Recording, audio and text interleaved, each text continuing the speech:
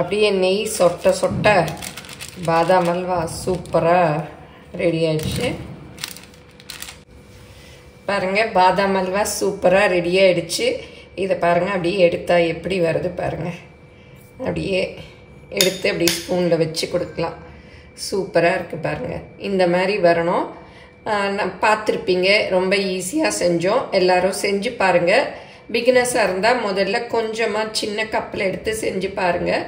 எப்படி வந்ததுன்னு மறக்காமல் உங்கள் கமெண்ட்ஸை சொல்லுங்கள். பிடிச்சிருந்தா லைக் பண்ணுங்கள், உங்கள் ஃப்ரெண்ட்ஸுக்கும் ஷேர் பண்ணுங்கள். ஃபேஸ்புக், இன்ஸ்டாகிராமில் அன்னம்ஸ் ரெசிபீஸை ஃபாலோ பண்ணுங்கள். மறக்காமல் எங்கள் சேனலை சப்ஸ்கிரைப் பண்ணுங்கள். Hi friends, welcome to Annam's recipes. இன்றைக்கி இந்த வீடியோவில் பாதாம் அல்வா எப்படி செய்யலான்னு பார்ப்போம். நான் ஏற்கனவே போட்டிருக்கேன். அது வந்து ப்ரௌன் சுகர் அப்படி வச்சு, இன்றைக்கி நார்மல் சீனி வச்சு பண்ணியிருக்கேன். நீங்கள் எந்த சீனி வேணாலும் யூஸ் பண்ணி பண்ணலாம்.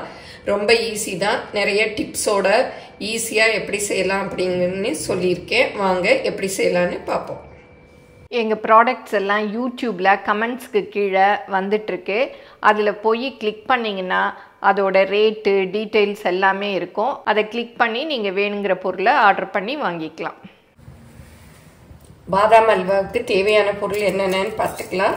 ரொம்ப சிம்பிள் தான். பாதாம், அப்புறம் பால், வெள்ளைச்சீனி. நான் இன்றைக்கி வந்து வெள்ளைச்சீனியில் தான் போட போகிறேன். நீங்கள் ப்ரௌன் சுகர் இல்லை நாட்டு சர்க்கரை எதில் வேணாலும் போட்டுக்கலாம். அப்புறம் வந்து நெய், அப்புறம் குங்குமப்பூ. இது வந்து ஆப்ஷன் தான், வேணும்னா போட்டுக்கலாம், இல்லாட்ட விட்டுடலாம். இப்போ எந்த கப்பில் பாதாம் எடுக்கிறோமோ அதே கப்பில் சீனியும் அளந்து எடுத்துக்கணும். நான் வந்து இந்த கப்பில் ஒரு கப் அளவு பாதாம் எடுத்திருக்கேன். இப்போ இந்த பாதாமில் தோல் எல்லாம் எடுத்துடணும். அதுக்கு வந்து தண்ணி, வெந்நீர் சுட வச்சுருக்கேன். எவ்வளோ மூழ்குமோ அந்த அளவு நல்லா கொதிக்க விடணும். இப்போ பாருங்கள், நல்ல தண்ணியில் பபிள் வந்துருச்சு. இந்த அளவு கொதிக்கணும். இப்போ அடுப்பை ஆஃப் பண்ணிடலாம். இப்போ பாதாம் வந்து இதில் ஊற்றி மூடி வச்சிடலாம். ஒரு தட்டை போட்டு மூடி வச்சிடலாம். ஒரு 5 நிமிஷம் ஆனதும் நம்ம தோலை உரிச்சிடலாம். இப்போ வெந்நீர் ஊற்றி 10 நிமிஷம் ஆச்சு. அப்படி தோல் எல்லாம் நல்லா எடுக்க வரும். இங்கே பாருங்க, இப்படி ஊறி இருக்குது. இப்படி பிரிக்கினாலே எடுக்க வந்துடும்.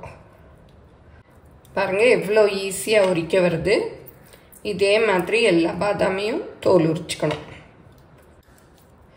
இது நைட்டு ஃபுல்லும்லாம் ஊற வைக்கணும்னு அவசியம் இல்லை. பாருங்கள், 10 நிமிஷத்துலேயே நல்லா தோல் எடுக்க வந்துருச்சு.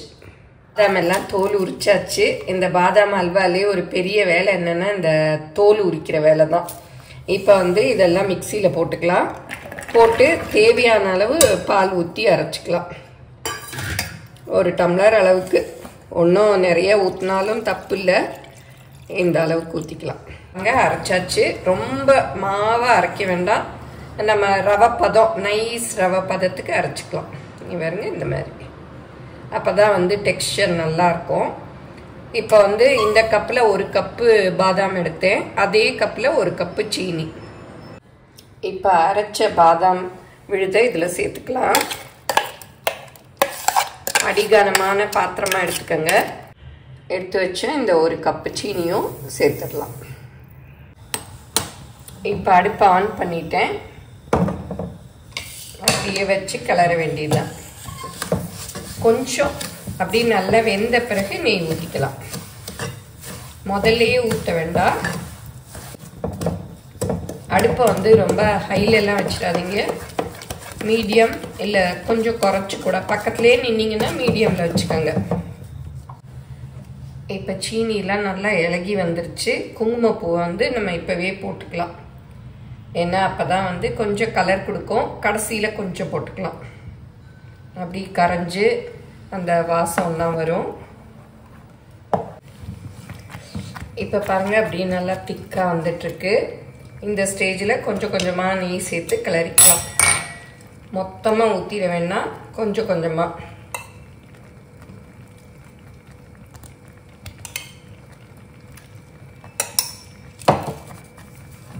அப்படியே ஊற்றி கிளறிட்டே இருந்தோன்னா பாருங்கள், இந்த மாதிரி கரண்டிலாம் வச்சா ரொம்ப ஒட்டிக்குது. அதனால் இந்த ஸ்பேட்டுலா இதில் வந்து நம்ம கிளறணுன்னா ஈஸியாக இருக்கும். இந்த மாதிரி ஓரத்தை எல்லாம் எடுத்து விட வசதியாக இருக்கும். பாருங்கள், அப்படி வந்துடும். ஒட்டாமல் அப்படி எடுத்துகிட்டு வரும். அப்படி இடையில இடையில நெய் ஊற்றிக்கணும். இப்போ தான் வந்து கொஞ்சம் கைவிடாமல் கிளறணும், இல்லாட்டி அடி பிடிச்சிடும். இப்போ இன்னொரு கரண்டி நெய் ஊற்றிக்கலாம்.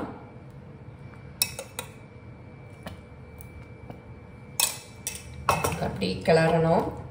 அடுப்பை குறைச்சி வச்சுக்கோங்க. இப்போ தான் வந்து அப்படி கையில் திரிக்கும். நான் ஆஃப் பண்ணியிருக்கேன். அந்த லாஸ்ட்டு ஸ்டேஜில் தான் வந்து அப்படியே தெரிக்கும். இப்படியே நம்ம மிக்ஸ் பண்ணோம்னா தெரிக்காது. இப்போ இன்னொரு இது டேபிள் ஸ்பூன் அளவு இருக்கும். இப்போ 3 டேபிள் ஸ்பூன் அளவு ஊற்றிட்டேன். இது ஒன்று 4 டேபிள் ஸ்பூன். இந்த கடைசி ஸ்டேஜ் வரைச்ச கொஞ்சம் கையிலலாம் தெரிக்கும். பார்த்து இந்த மாதிரி மிக்ஸ் பண்ணிகிட்டே இருந்தோன்னா தெரிக்காது. அப்படியே விட்டுட்டோன்னா தெரிக்கும். அடுப்பை வந்து குறைச்சி வச்சுக்கோங்க. இப்போ ஆல்மோஸ்ட் இன்னும் கொஞ்சம் நேரத்தில் முடிஞ்சிடும். இந்த அளவு நெய் போதும், இதுக்கு மேலே வேணாம். பாருங்கள், இதுவே அப்படி இருக்குது. இப்போ கடைசியாக ஊற்றினோம் இல்லையா, அந்த நெய்யெல்லாம் பாருங்கள் அப்படி இருக்குது. நான் கொஞ்சம் நேரம் கிளறிட்டேன். இப்போ ஆல்மோஸ்ட் முடிய போகுது. கொஞ்சம் குங்குமப்பூ இப்போ கொஞ்சம் போட்டுக்கலாம். ரொம்ப தெரிச்சதுன்னா அடுப்பை கூட ஆஃப் பண்ணிக்கோங்க. அந்த சூட்லேயே வந்து நம்ம கிளறலாம். அப்புறம் கொஞ்சம் இது ஆன பிறகு அடுப்பை ஆன் பண்ணிக்கலாம். இதெல்லாம் வந்து ஒரு சின்ன சின்ன டிப்ஸ் தான். இதெல்லாம் ஃபாலோ பண்ணி பண்ணோன்னா ஈஸியாக அல்வா பண்ணிடலாம்.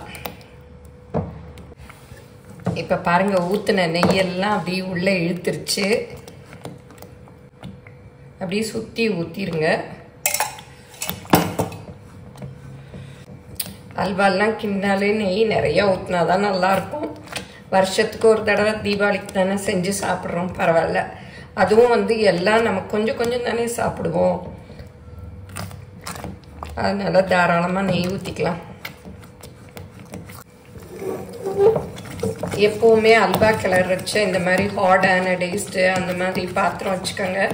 அப்போ தான் வந்து பாத்திரத்தில் ரொம்ப ஒட்டாமல் வேஸ்ட் ஆகாமல் இருக்கும். நம்ம எவர் சில்வர் அந்த மாதிரிலாம் வச்சுருந்தோம்னா நிறைய பாத்திரத்துலேயே ஒட்டி வேஸ்ட் ஆகிடும். இது பாருங்கள், அப்படி ரொம்ப வேஸ்ட் ஆகாது. பாருங்கள், அடியிலலாம் ஒட்டலை. கடைசியாக கொஞ்சம் ஊற்றிடுறேன். நெய் வந்து நம்ம பாதாம் எடுத்த கப்புக்கு ஒரு 3/4 கப்பு எடுத்து வச்சுக்கணும். பாருங்க, அல்வா அப்படியே நல்லா ரெடி ஆயிடுச்சு. இந்த மாதிரி சட்டியில் வந்து ஒட்டாமல் வரணும். இப்போ வந்து அடுப்பை ஆஃப் பண்ணிடலாம்.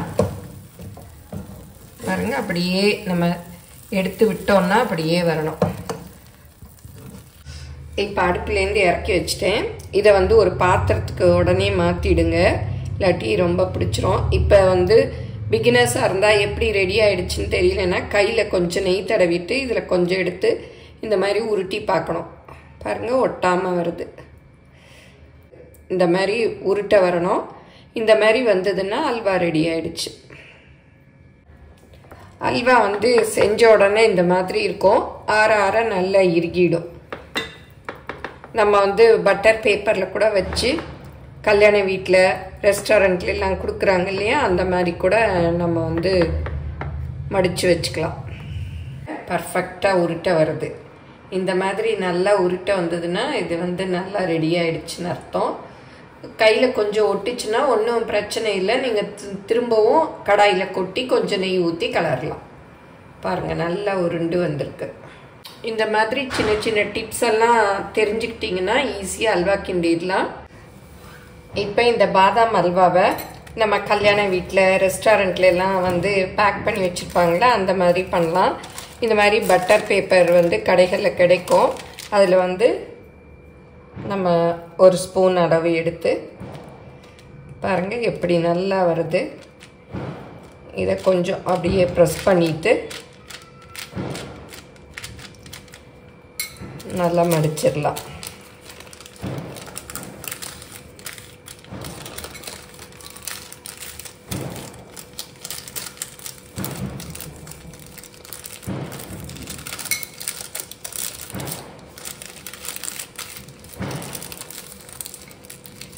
பாருங்க, அப்படியே நம்ம கடையில் கிடைக்கிற பாதாம் அல்வா மாதிரியே இருக்கு.